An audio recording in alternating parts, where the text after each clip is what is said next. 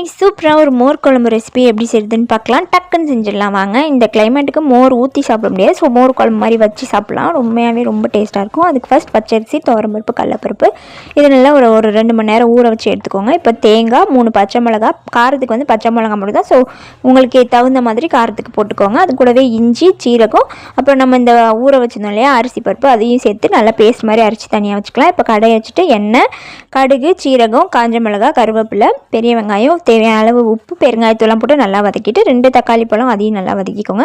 கூட மஞ்சத்தூள் சேர்த்துட்டு நல்லா எண்ணெய் பிரிஞ்சு வர அளவுக்கு நல்லா வதக்கிட்டு இந்த அரைச்சி வச்சுருக்க தேங்காயையும் ஊற்றிட்டு தண்ணி கொஞ்சம் நிறையாவே ஊற்றிக்கோங்க, ஏன்னா கெட்டியாகிடும்.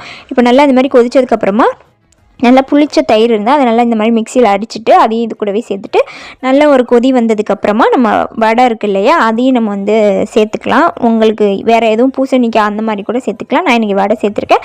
மேலே கொத்தமல்லி தூவி இறக்கணுன்னா மோர் குழம்பு ரெடி.